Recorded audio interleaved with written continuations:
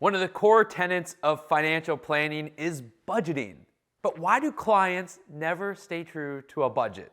My name is Matt Reiner, and today I want to talk with you about some of the mental hurdles that clients go through that keep them from being able to stay true to a budget. Budgets are always set in January. It's like out of a New Year's resolution. We get so excited. We look at how we spent money. We set our budget for the year, and we just get going. By the end of the year, probably by 3 months into the year, the budget is broken, and we haven't stayed true to it one bit. Why is that? And the main reason is budgets are just not flexible.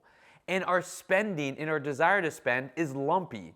And when you build out a budget in a perfect scenario, it's supposed to be kind of this straight line approach. We don't take into consideration lumps that we're going to spend based on seasonality and based on new income coming in and potentially even based on expenses going out, like house expenses or travel expenses. We don't take the time to build that in. And because our expenses are so lumpy, it's hard to stay within a rigid budget. You know, there's some different methodologies, like the envelope method, where we save for these different expenses, and in our budget, we just put in a line item for each of these savings, and that helps us. But people still don't stick true to that budget because it's hard to predict what we're going to want to spend money on and when we're going to need to spend money, and also to decipher the needs versus the wants, which is very difficult when we have money sitting in the bank account. Our mental ability to do mental accounting with our savings account is very difficult. And so if we see that we have money in our account, it's hard for us to constantly be processing the accounting to determine where those savings go. And so because we are an instant gratification individual human being, we just take that money and spend it. And then we break our budget because we haven't stuck to it. And because we don't recognize and go back to our budget before spending the money. So the main reason that our budgets aren't stuck to is because they're not flexible.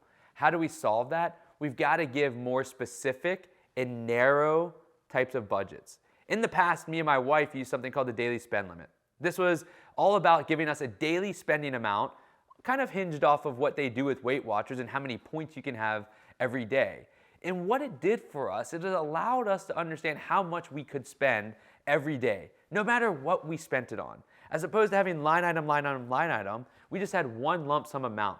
And that daily accounting was simpler for us to understand. And that allowed for us to save for our goals because our daily spend limit was the free flow cash flow that we had outside of our needed expenses on a monthly basis. That worked for us.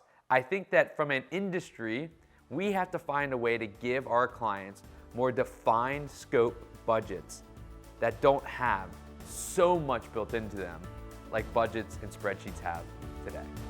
If you haven't already done so, subscribe to this channel now to continue to get alerts on all the new content that we're putting out. And if you want more written and podcast and video content, head on over to mattreiner.com. That's MattReiner.com.